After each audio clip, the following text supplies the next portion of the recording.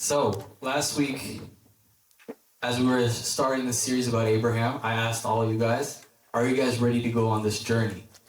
And by the looks of the crowd, the fact that it's less people, that tells me a lot of y'all were like, I'm not ready for this journey.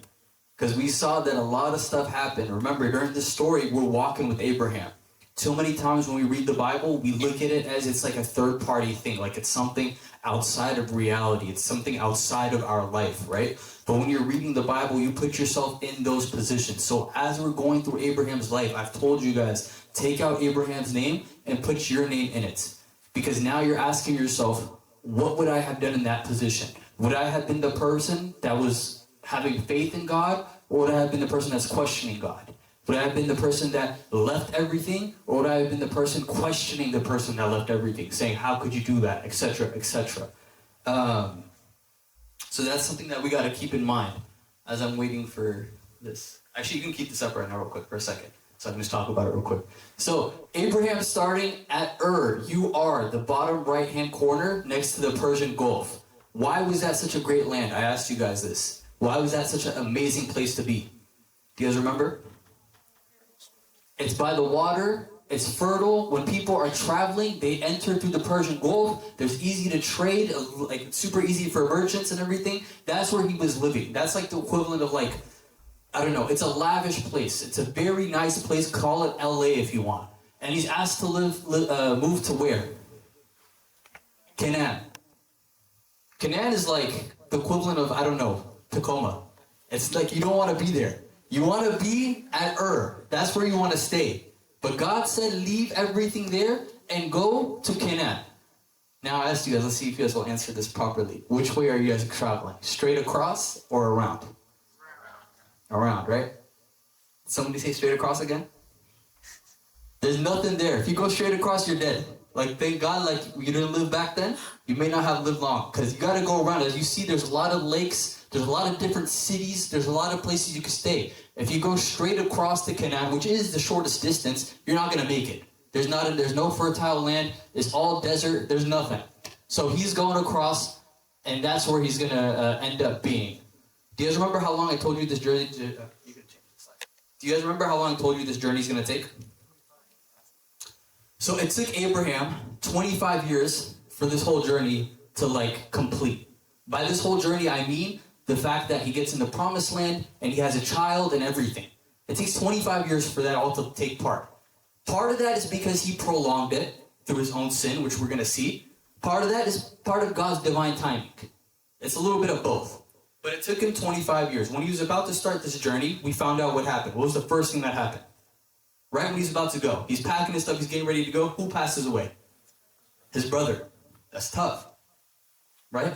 When we have these hardships in our life, when these things happen, let's be real. We don't want to do anything. Prayer, not an option. Church, definitely not. We want to mourn, we want to grieve, we want to be mad at God.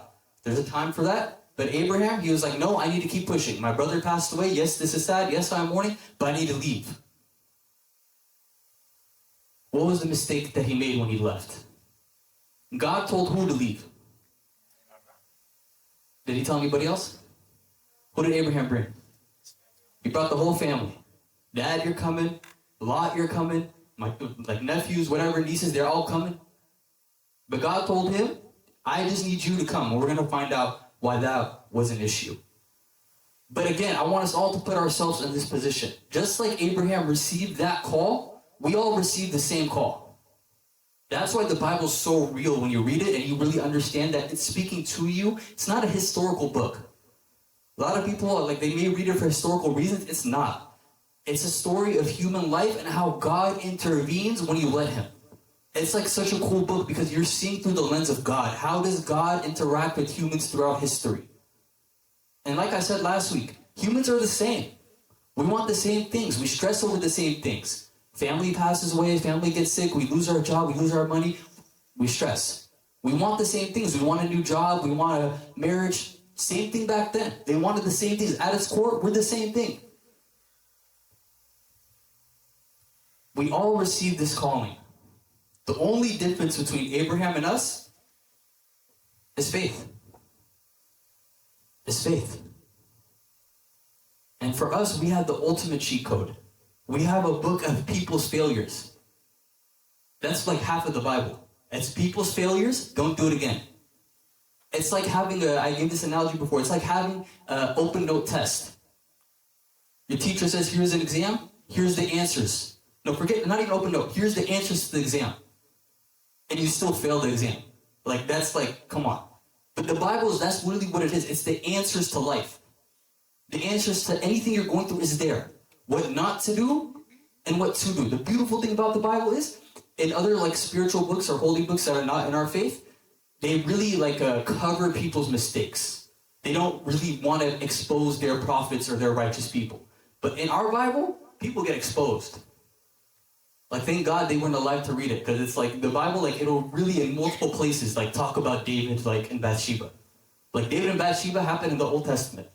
But in Matthew, he starts out by saying David, who slept with Bathsheba, like exposing him even more. Like, it was already written, but he wrote it again in the New Testament. Because it really happened, and it wants us to know that these stories are about people's mistakes. How can you not make those same mistakes? And if you do, how can you get past it? So like I said, Abraham received that call to leave. We all received that same call to leave. Leave where? Our sin, our comfort, the things pulling us away from God. Remember, Abraham, he didn't just get called to leave for no reason. He was living in a place where it was idol worship. At that time, this is like a couple hundred years after the flood of Noah. God, again, he doesn't send any natural disasters anymore to correct people. He made a promise, I will never destroy the land again. Instead of sending natural disasters, he sends people to save people. And Abraham was that person. Now you may ask, some people are asking, why Abraham though? Like us, like we can read the Bible and we can see like, okay, this is the right way to go, but what made Abraham choose God? He lived in a family where none of them believed in God. What made him choose God? It's a pretty simple answer when you think about it. You can think of a couple people maybe that come to your mind. They live in the same household. Let's say they're siblings. One of them decides to go to church, learn about God, and the other person decides to be an atheist. Is this a far-fetched situation? We've seen this happen before, yes? What made that other person change? What made one person become an atheist and one person follow God? They were in the same household. The heart. God looks at the heart. And Abraham's heart, all it was different was, it was receptive. God works in everybody. It doesn't need to be written down. There's a moral law written in our hearts. That's what made Noah listen. That's what made Abraham listen, etc. The only difference between Abraham and us is faith. I think one of the biggest reasons why, when God asks us to leave our comfort or leave into some unknown territory, one of the biggest reasons why we hesitate or we get anxious or don't want to do it is because we hate waiting. We hate waiting. Like, maybe God, if you just told me how long it would take, then I'll do it. But the fact that we don't know how long it'll take makes us anxious, makes us worried. Abraham had no idea it would take him 25 years to have the promise God had for him. I think that's our biggest issue, is we're afraid of waiting. Waiting feels unbearable, but it's where God works his greatest transformations. This is, if you ever, like, what is the saying that everybody uses? The best thing in life are what you wait for or something? The best things in life is, you know what I'm trying to say, right? We're going to edit this part out. But you know what I'm saying. The best things in life are worth waiting for. There it is. It's a true thing, though. It's a true thing. There's this story that I'm going to share with you guys. Whether it's real or not, you can decide on your own, but here's a story. There's a story of there's this clay. Are you guys with me? You guys know what clay is, right? What does clay, become usually? Like, into some type of pottery, right? Or some kind of utility, something you use. There's a story of this clay. And this clay is on this shelf with a whole bunch of teapots next to him. Are you guys with me? He's on the shelf with a whole bunch of teapots next to him. And every day this piece of clay is asking his master, please make me into a teapot. Everybody around me is a teapot. They all look so pretty. I'm just clay. Can you make me into a teapot? The master keeps saying, wait. So every day this goes on. And then finally, the master, he grabs him. And the clay is Finally, like, I'm going to be a teapot. Like, now it's time. I'm going to do it. He doesn't know the process of becoming a teapot. So the master, he starts folding it, molding it, shaping it. And the clay starts screaming. They're like, what is going on? Why are you doing this to me? This is painful. You're my master. You're my creator. You love me. Why are you doing this to me? This is painful. It doesn't make sense. The master says, wait. Just wait. And then the master stops doing that. The clay is like, why would you do that to me? Like, this is terrible. You're supposed to be loving. Where were you? You didn't hear me screaming. And the master's bringing the clay now to the fiery furnace. And the clay is like, what's going on? You're not putting me in there, are you? And of course, the clay goes into the fiery furnace and he's screaming, wailing, crying. Why would my master do this to me? You're supposed to be loving. Why would you do this to me? And the clay thought he was going to die. The clay didn't think he was going to make it. The master says, just wait a little bit longer. After some time, the master takes the clay out. The clay is complaining, whining, saying, I can't trust you, I can't trust you. Where were you when I called to you? The master gives him a mirror. You know what he was? He was a person. He became molded into a person. You see, us, we want something that we see around us. We're like the clay. We say we want to be a teapot. All we know is a teapot. All we see is people around us. God wants so much more for you. Something you didn't even expect. The clay, all he wanted to do was become a teacup. He had no idea what a person was. God made him a person. God, what he wants to do with you in those times where he's shaping you, he's molding you, in those times where it feels like you're in a fire, he's doing his greatest work. He's transforming you into something you didn't even think was possible for you. And God is a God, by the way, who loves to work with you. He loves to share in his creation with you. By the way, Adam and Eve, they were created to share in his lordship. God became man so man could become God. Have you guys heard that before?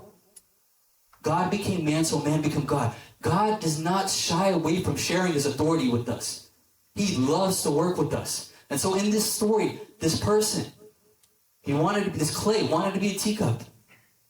He became a person. And he dined with his master, and they drank out of that same teacup he wanted to be. Revelation chapter 3, verse 20. Behold, I stand at the door and knock. If anyone hears my voice and opens the door, I will come into him and dine with him and he with me.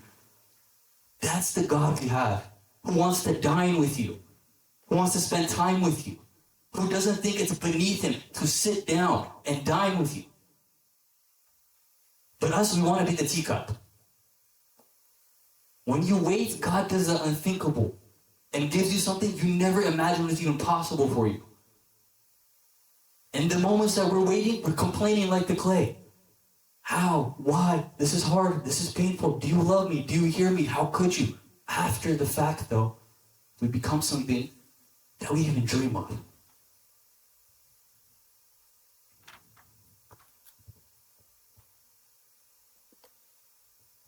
When you're forced to wait on God's timing, you have no choice but to change. Sometimes when you're forced to wait, you discover that the things you were praying for were selfish. I told you guys last week, God, as much as we want him to work for us and answer our prayers, it's never just about you in God's eyes. If he answers your prayer, by the way, it's not just because you want to answer it for your sake. He answered your prayer so you can use that blessing to bless others. It's never just about you. Sometimes he doesn't give us what we ask for, and we're waiting all this time because it's extremely selfish. There's no thought of our brother or sister. There's no thought about anybody else, about how to help anybody. It's completely selfish, and sometimes that's why we have to wait so long.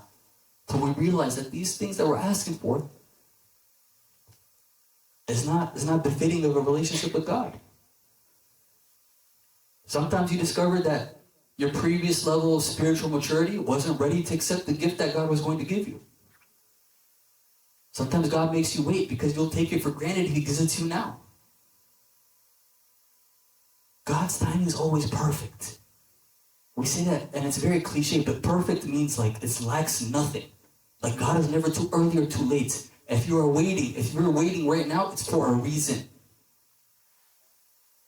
And if that waiting ended right now, that blessing wouldn't be a blessing anymore. You gotta wait for God's timing. If that waiting ended on your own timing, it wouldn't be a blessing. It would be a burden.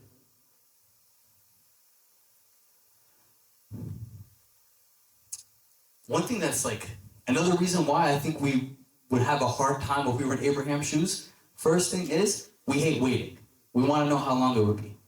Second thing is, we would want details.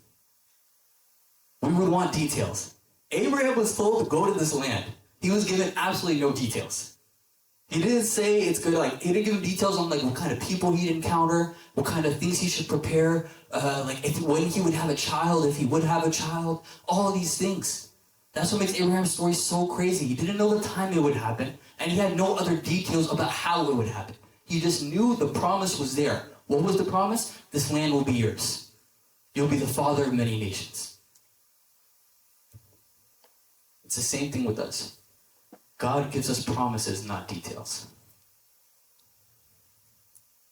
God gives us promises, not details. Let's go back to the promise that was given to him. Get out of your country, from your family, and from your father's house to a land I will show you. I will make you a great nation. I will bless you and make your name great. And you shall be a blessing. You will bless those who bless you, and I will curse those who curse you. And in you all the families of the earth shall be blessed. There's no details there about how this is going to happen. It's just a promise. And it's the same thing with us. Why? God, come on, give me some details. I promise you I will follow you if you gave me some details. One detail. Why doesn't he give us details? Sometimes the best way to understand these things is to think about parents and little kids. Kids, I don't know when the last time you were with a kid that's under 5, I was with my nephew a few days ago. They're very weird.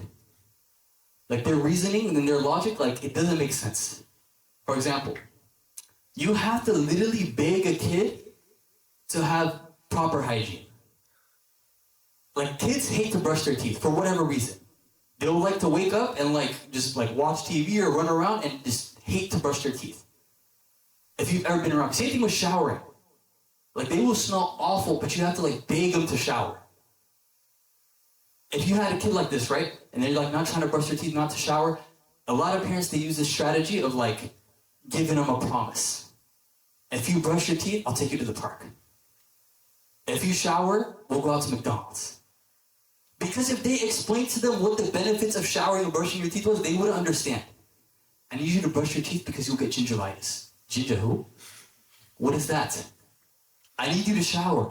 I need you to shower because of, body odor and stuff. What? So what are you talking about? Oh, but you'll take me to the park? Let's do it.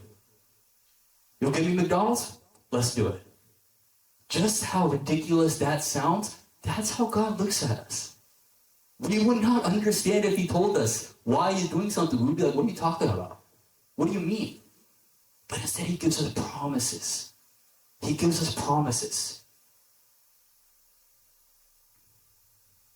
If God told you the details behind the promise, you wouldn't want the promise. Just like how the kid wouldn't want to brush his teeth, wouldn't want to shower, and we laugh and say, yeah, kids are ridiculous. It's the same thing with us. And God wants that promise. He wants to give us, he gives us every opportunity to be blessed. He wants the promises, but he just says, trust me, you don't need the details. There's a story of Saint Anthony. Saint Anthony, he's the father of all monks, right? And he asked God this question, and he's like, God, why is it that a wicked and evil man lives to 100 years old, and this poor, awesome little kid dies at 4 years old? Why? God, that doesn't make sense to me. I'm giving my life to you, but I still don't understand. And God says, Anthony, mind your own business. And he may be like, oh, that's harsh. It's because the details wouldn't do anything for him. It's the same thing with Job.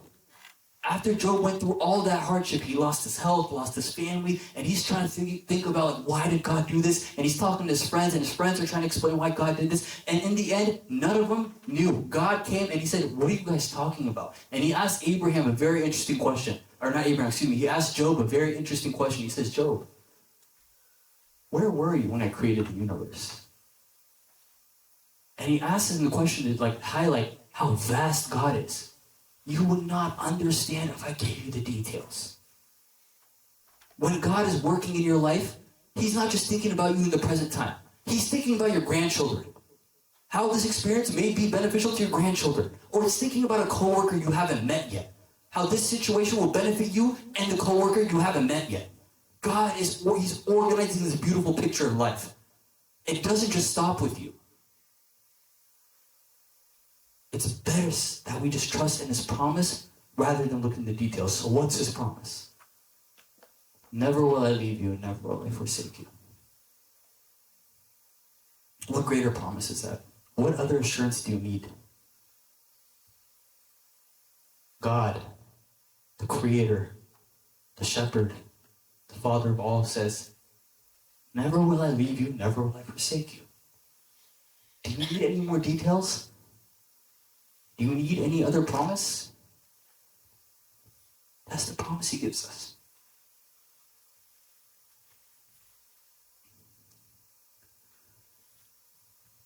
God gives you a promise in the midst of every hard thing you have to go through.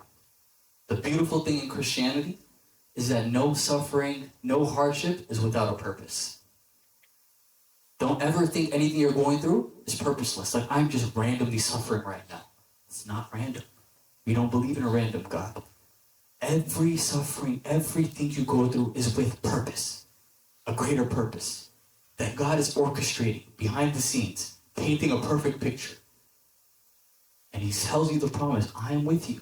Never will I forsake you. So Abraham, like I said, he's getting ready to leave. Everybody's thinking he's crazy. Where are you going, Abraham? This land. What land? I don't know. Who told you? God. Which God? I'm not sure. All these things, and he's like struggling and whatever, but he decides to go. What was the mistake he made again? He brought the family. He brought the family. Do we have the map up here? It's okay. We don't have to bring it up. It's fine. I'll try to describe it. I'll paint the picture for you guys.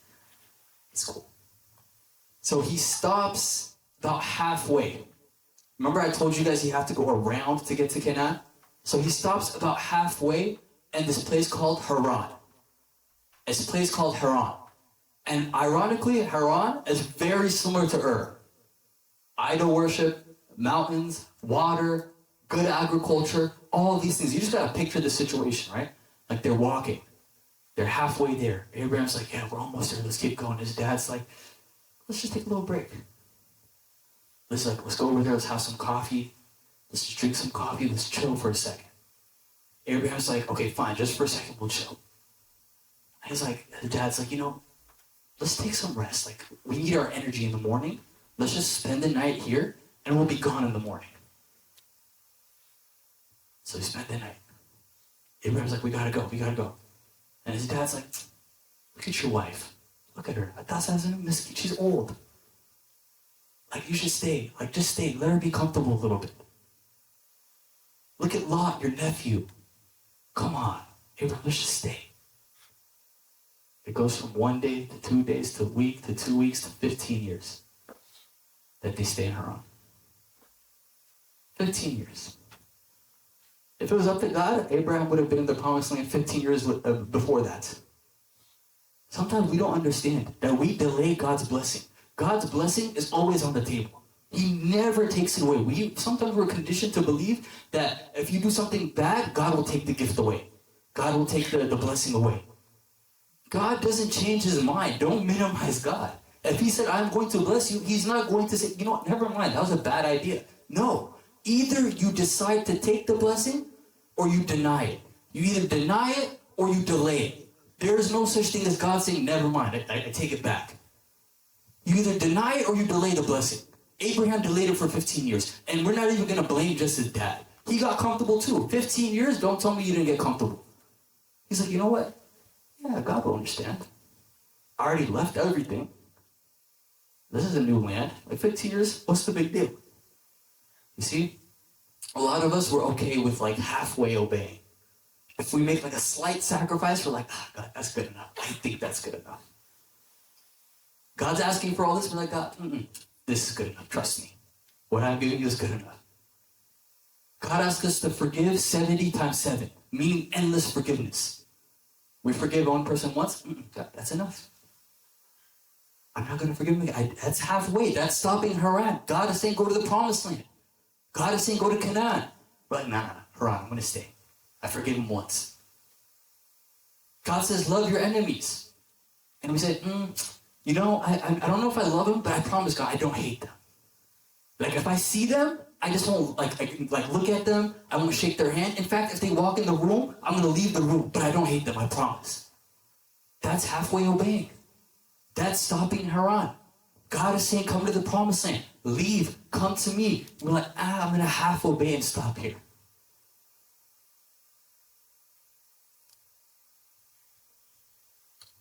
They went to Haran and stayed for 15 years. Be careful who you take on your journey. Spiritual life, like I said, it's a journey. We're all on this mission. God has called us all to lead. Be careful who you take on your journey because it matters. It impacts you. I have a true story. This is before I came back to the church, so no judgment. So this is like high school senior year. Actually, after senior year, we're about to, freshman year of college is about to start. And so me and my 2 other friends, we decided to go on a road trip. We want to go on a road trip. And we decided to go to some place in Eastern Washington. I'm not going to say where. And we're going on this road trip to Eastern Washington. And if you've ever been towards Eastern Washington, there's like, I don't know what the highway is, but you're guaranteed to get pulled over. Like, you're guaranteed to get pulled over on that highway. Everybody's probably been pulled over once on that highway. And my friend, at that time, like, we're high schoolers, we think we're cool, he's speeding. He's like, bro, watch me go 100. I'm like, bro, it's a Prius. Like, okay, go ahead. And, like, he's speeding down the highway. And I'm like, you're going to get pulled over. Like, this highway, I know it. You're going to get pulled over. And sure enough, we hear sirens behind us. The police is coming to pull us over. And I'm like, I start laughing. I'm like, I told you. I'm in the passenger seat. He's driving. There's one person in the back. And I'm starting laughing. I told you, now you're going to get a ticket. Now, my friend in the driver's seat, the person in the back, they're like, hide the stuff, hide the stuff. I'm like, what stuff? What is going on in this car? What's going on? And they're like scrambling, and I'm like, what is happening? I'm like, Mom, like, what's going on? What are we hiding from? And they're not telling me anything. They're like, hide the stuff, hide the stuff. And the police, like, we pull over, the police comes. Guess which side of the car he comes to? He comes to my side. I'm in the passenger seat. I am not the driver. I have a feeling I know why he came to my side, but I'm not going to say it on camera. He comes to my side. And he tells me to get out the car. I'm like, what did I do? And he's like, you're reaching for something. I'm like, what are you talking about? And so he takes me out. He's like patting me down, looking at me. Whole time, it's my friend driving. He's got the wrong person. And they're like hiding stuff. They're doing whatever they're doing. I don't know at this time. At this point, I have no idea what's being hid. And I get back in the car because like the police are like, oh, my bad. I just overreacted. Yeah, you did. Anyways, he's like, he goes back to the driver. He's like, can I see your license and registration? He opens the glove compartment. Guess what falls out? The stuff. Well, this stuff. At this point, I'm like, taking you to prison. It's okay. Like, I'm giving the police my hands. Like, I'm like, it's done. I feel cooked. Like, it's over. Anywho, the driver got in trouble. I didn't get in trouble. But my point is, in my mind, I'm going to have a peaceful trip. Right before college starts, we're going to be fine. The people I brought on my journey, they could have made that situation play out extremely bad. It could have been extremely bad. The people you take on your journey matters. We can't just like surround ourselves by people who may be thorns or distractions or whatever and think it won't impact us. A lot of us, we have this savior complex of like, I could save my friends. Who do you think you are? Like, you could try, and you should try. But at some point, if you keep getting burnt, you have to worry about your spiritual life. If you're drowning, you save yourself, and then you save the others who are drowning. The people you take It matters.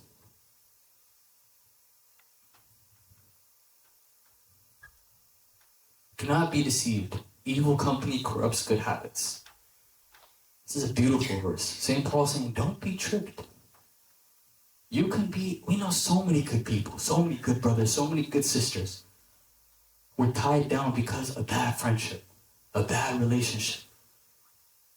St. Paul saying, don't be tricked, don't be fooled. You could be the best person ever. Bad company corrupts good character. Abraham brought on his journey a bunch of idol worshippers, father or not. They're still idol worshippers. And it cost them 15 years of blessing. 15 years.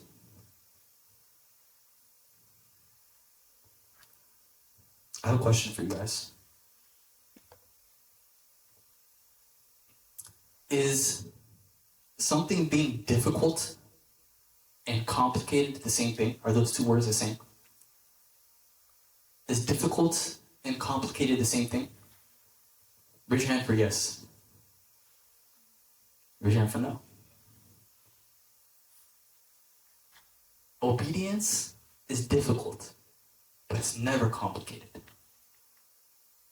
Let me read you the ChatGPT definition. Something difficult requires significant effort or skill, while something complicated involves many interconnected parts or complexities. Obedience is very simple. It's hard, but it's not complicated. Either you choose to obey or you don't. We make it complicated. We're going to make it complicated. When we know what God wants us to do, we say, God, wait a second. Maybe if I make him wait, he'll change his mind. You're making it complicated. God wants you to do something. Let me talk to my mom, my dad, my brother, my sister, or anybody that can convince me to do something else that I don't want to do. We make it complicated. God is very clear on what he wants us to do.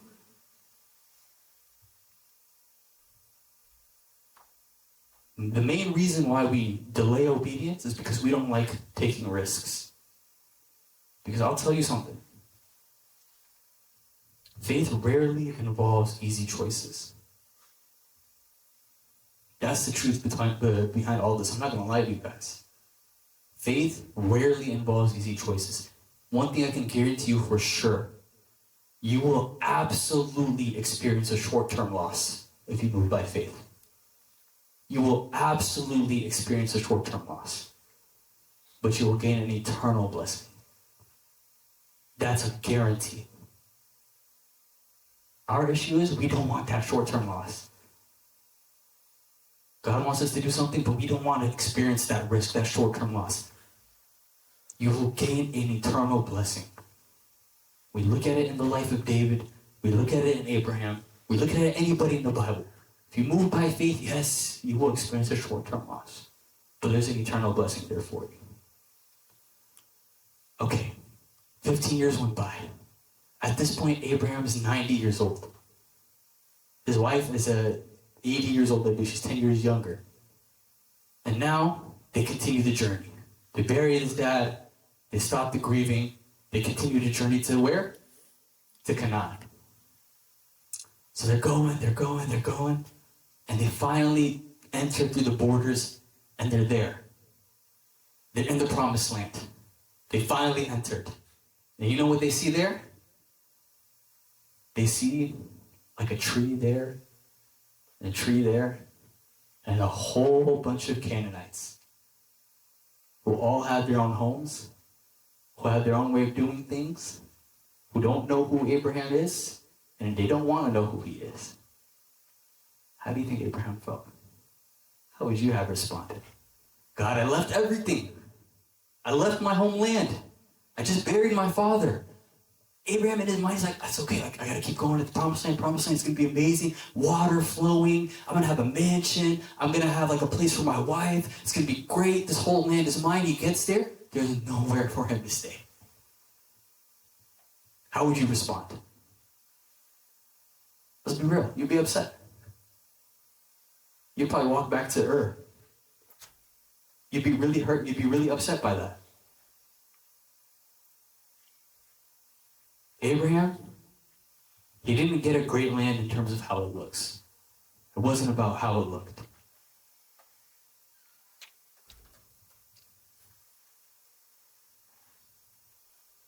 2 Corinthians chapter 4, verse 18. So we fix our eyes not on what is seen, but what is unseen. Since what is seen is temporary, but what is unseen is eternal.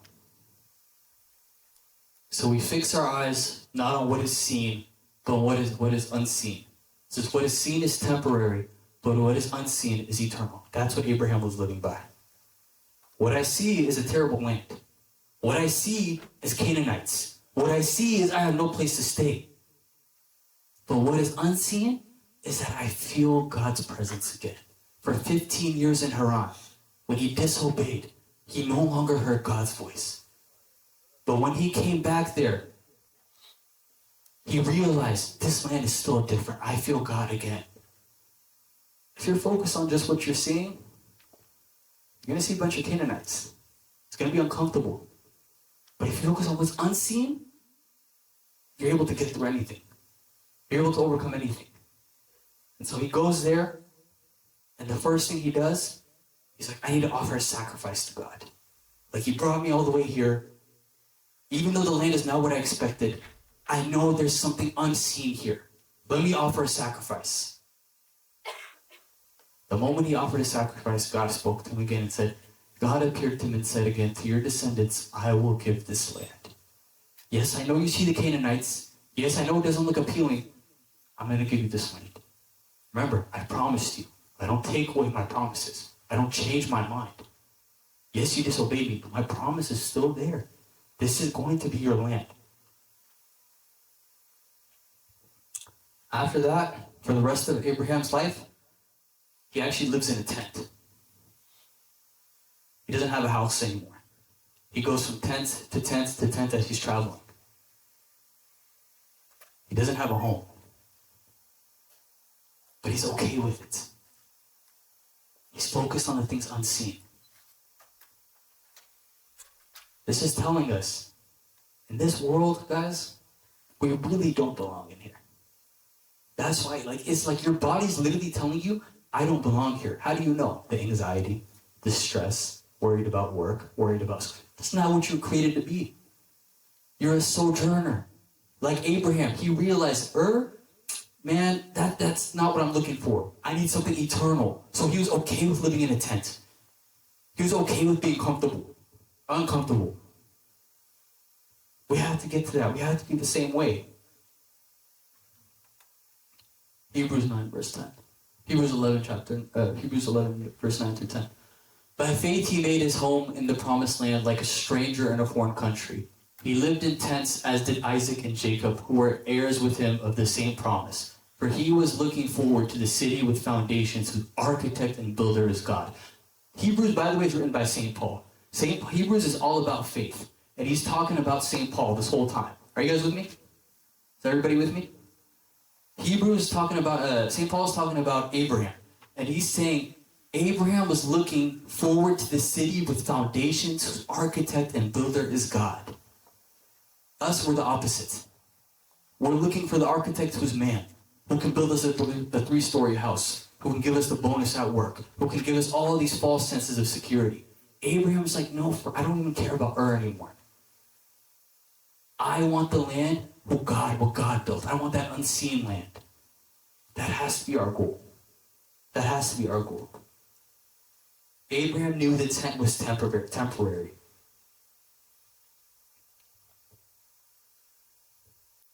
I'm going to wrap up with this just because time is gone and I want us all to have a discussion. There's 3 things I want you guys to take away. Like I said, we all receive this calling. We all have a calling to leave everything to follow God. Everybody has that calling. 3 things that you have to do. First thing, it's very simple. You have to make a decision. It's that simple. 1 Kings chapter 18, verse 21.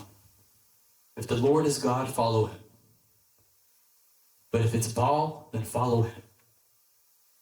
This is Elijah speaking. Elijah is leading. I don't have the verse up here, but this is, I don't have the verse up here. This is Elijah speaking. Elijah's dealing with the Israelites, and the Israelites are giving him a headache. And he's like, you know what, guys? Make a decision. If you want to follow God, then follow him. If not, then follow something else, but make a choice. One second you want God, the next second you want something else. One second you want God, the next second you want earthly comfort. What do you want? Choose something. Make a decision. Elijah's saying, pick one. First thing, make a decision. Second one, detach from people. I'm not saying like cut off all your friends and family and like go to a monastery. That's not what I'm saying. I'm saying those people who are harming you spiritually, who are holding you back, who are becoming thorns to you. Identify, like in Abraham's case, his father was that person. You cannot continue on your journey with God if you're being tied down by someone who doesn't want that. Obviously, there's ways about it. Like, I'm not saying just immediately cut them off. Like, we're loving, we're Christians. We're not going to just throw people to the side like they're not a human being. We express to them. We talk to them. We beg them and we plead to them. But at some point, it's a matter of your life. First step, make a decision. Second step, detach from people. Third step, detach from the devil. I'm going to wrap up with this story. There's this person, and he lives his whole life, and he's a righteous guy. And he passes away, and an angel comes to take him up. And he sees the angel, and he's excited. He's like, oh, yep, it's an angel, not Satan. That means I know where I'm going. This is great. And he's excited. And the angel says to him, we have a new rule. We have a new protocol. The boss told me to tell you that things are changing. He's like, what are you talking about? He's like, you get to go to hell and heaven. You get to go to hell for 24 hours, heaven for 24 hours, and you get to choose which one you want to stay in. And he's like, I want to go to heaven. I know that. Do not take me to hell. Take me to heaven. I don't like this protocol. Bring me your manager. He's like, no, this is the new protocol. You got to go to heaven for 24 hours, hell for 24 hours, and then you pick. So he's like, okay, fine. And the angel's like, where do you want to go first? He's like, heaven. Like, at least if I see heaven first, I'll be motivated to get through hell. So he brings him up to heaven. And he gets to heaven, and it's like unlike anything he's ever seen before. Like the waterfalls, he hears harp. He looks over, he's like, that's David? Is that David playing the harp? David? The one who Abel taught about OTYG? That David? He's like so excited, he's so hyped. He sees St. Paul. He goes over to St. Paul. He's like, St. Paul, like, what were you like thinking when you wrote all those letters? What made you so motivated? He's like talking to all of them. He sees Peter, he's like, yo, Peter, crucified upside down? How'd you do that? And he's soaking it all up. He's so excited. He's enjoying it. It's everything he thought it would be. It's peaceful, no stress, no anxiety, no worry. He's enjoying it. He's like, man, this is everything I thought it would be. 24 hours passes. The angel comes. He's like, all right, it's time to go to hell. And he's like, no, please, like, come on, like, let me stay here. He's like, no, 24 hours and you'll come back. He's like, all right, fine. He's like, he says bye to them. He's like, I'll catch you guys tomorrow. I'll be back. I promise. Like, Peter, like, we got some more things to talk about, like, all these things. And then he goes out. And as he's like descending, he's like trembling. He's shaking. He's scared. He's weeping. And he goes there. And he's expecting it to be really hot, really fiery. And it looks completely normal. He sees a basketball court over there. He sees an Aladdin's over there. He sees people at the clubs and everything. He sees all this. It looks normal to him. Somebody taps him on the shoulder.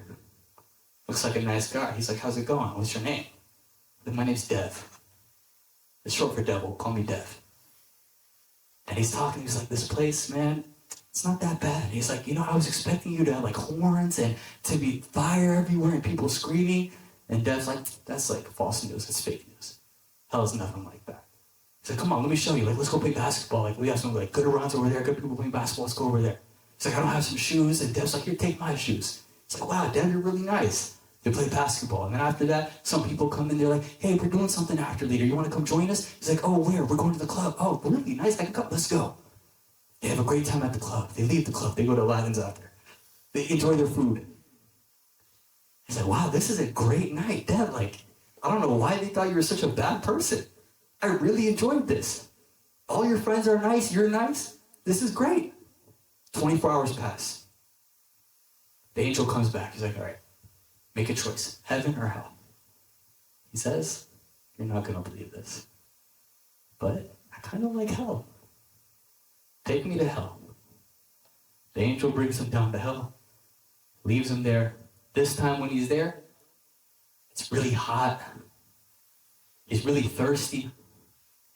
He doesn't see any of the things he saw earlier. Somebody pushes him to the ground, cuffs him up, and he looks back, and it's the devil. This time the devil looks very terrifying.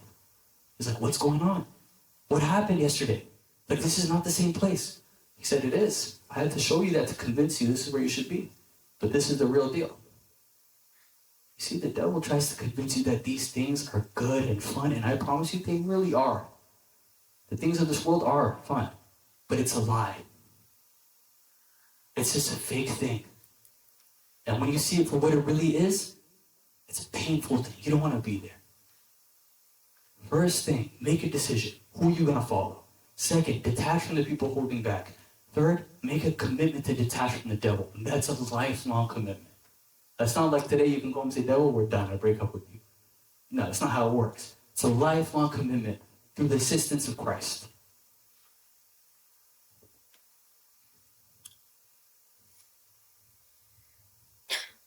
If you forsake everything, you won't need anything. That's what we hear from Abraham. So Abraham, he's in Canaan. We're going to see how he deals with the Canaanites. There's going to be a lot of trials. But remember, God's promise is still with him. We'll see what happens next week. Glory be to God.